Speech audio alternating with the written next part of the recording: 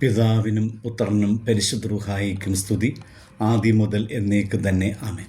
ഇന്ന് സെപ്റ്റംബർ മാസം 14 ഞായറാഴ്ച.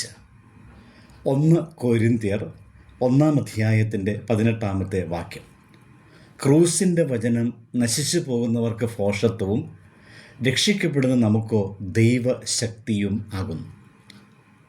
സെപ്റ്റംബർ മാസം 14 സ്ലീബ പെരുന്നാളായി സഭ ആചരിക്കുന്നു. കുരിശ് ക്രിസ്തീയ ജീവിതത്തിൻ്റെ കേന്ദ്രമാണ്. ലോകത്തിന് നിന്ദയും ലജ്ജയുമായിരുന്നായ കുരിശ് ക്രിസ്തുവിൻ്റെ രക്തത്താൽ വിജയത്തിൻ്റെ ചിഹ്നവും രക്ഷയുടെ അടയാളവുമായി മാറി.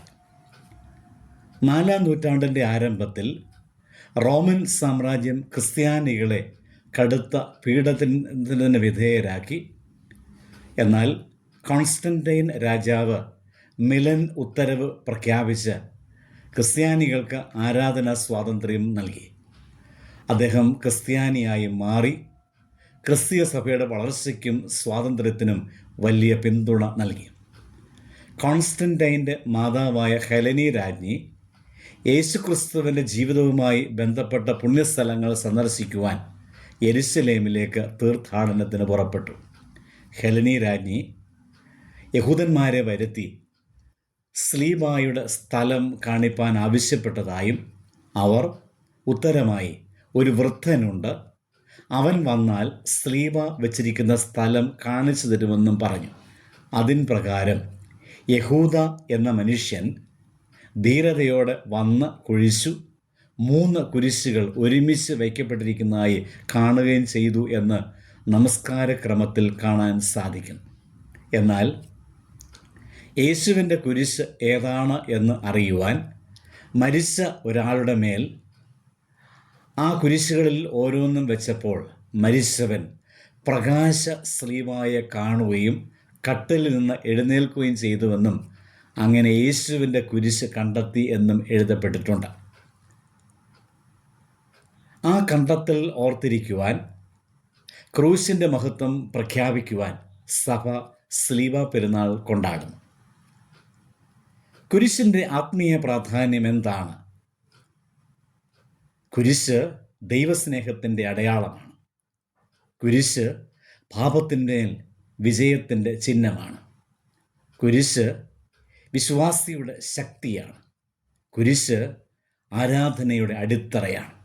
നമുക്കറിയാം, സഭയിലെ എല്ലാ ആരാധനാക്രമങ്ങളുടെയും ഹൃദയമാണ് കുരിശ്. കുരിശില്ലാതെ ആരാധനയും വിശ്വാസവും അപൂർണമാണ്. വിശ്വാസികളുടെ നെറ്റിയിൽ വരയ്ക്കുന്ന ക്രൂസിൻ്റെ അടയാളം ജീവിതത്തിൻ്റെ എല്ലാ ഘട്ടങ്ങളിലും ദൈവ സാന്നിധ്യത്തെ ഓർമ്മപ്പെടുത്തുകയാണ്. വിശുദ്ധ കുർബാനയിൽ ക്രൂസിൻ്റെ രീതിയിൽ ആശീർവാദം നൽകുന്നു.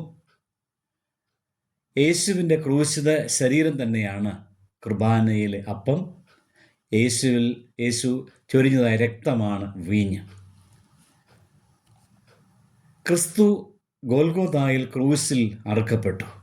ലോകം അത് ലജ്ജയുടെയും തോൽവിയുടെയും അടയാളമാക്കി. എന്നാൽ യേശു ക്രിസ്തു തൻ്റെ ഉയർപ്പിലൂടെ കുരിശ് വിജയത്തിൻ്റെ അടയാളമായി മാറി. വിശ്വാസിയുടെ ജീവിതത്തിൽ കുരിശിൻ്റെ സന്ദേശം എന്താണ്? അത് ത്യാഗത്തിൻ്റെ അടയാളമാണ്. ക്ഷമയുടെയും വിജയത്തിൻ്റെയും അടയാളമാണ്. പ്രതീക്ഷയുടെ അടയാളമാണ്. നമ്മുടെ ജീവിതത്തിലെ വേദനകളും പരീക്ഷണങ്ങളും ക്രൂശിലൂടെ നിത്യജീവനത്തിലേക്കുള്ളതായ വഴിയാകും എന്ന് നമ്മെ ഓർമ്മപ്പെടുത്തുകയാണ്. അതുകൊണ്ട് നമ്മുടെ വീടുകളിൽ കുരിശ് വെറും അലങ്കാര വസ്തുവായിട്ടല്ല സൂക്ഷിക്കേണ്ടത്. അത് നമ്മുടെ വിശ്വാസത്തിൻ്റെ കേന്ദ്രമായി കരുതേണ്ടതുണ്ട്. നമ്മുടെ പ്രാർത്ഥനകൾ ക്രൂശിൻ്റെ വെളിച്ചത്തിൽ നടക്കട്ടെ. നമ്മുടെ ഭാരങ്ങളും പ്രശ്നങ്ങളും കുരിശിൻ്റെ ചുവട്ടിൽ നമുക്ക് വെക്കാം. മറ്റുള്ളവർക്കായി ജീവിക്കുകയും സേവിക്കുകയും ചെയ്തതായ ആ ജീവിതം സ്വീകരിക്കുക.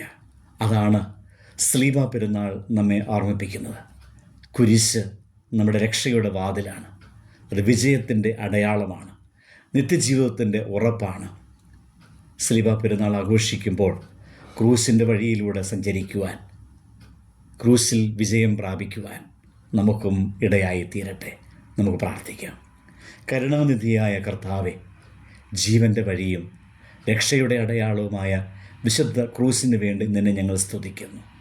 ക്രൂശിൽ നിന്ന് ലഭിക്കുന്ന ജയവും ക്ഷമയും ഞങ്ങളുടെ ജീവിതത്തിൽ പ്രതിഫലിക്കുവാൻ ഞങ്ങൾക്ക് കരുത്തേകണമേ. ക്രൂശിനെ ആശ്രയിച്ച് വിശ്വാസത്തിലും പ്രത്യാശയിലും സ്നേഹത്തിലും എന്നും ജീവിക്കുവാൻ ഞങ്ങളെ അനുഗ്രഹിക്കണമേ. ആമേൻ.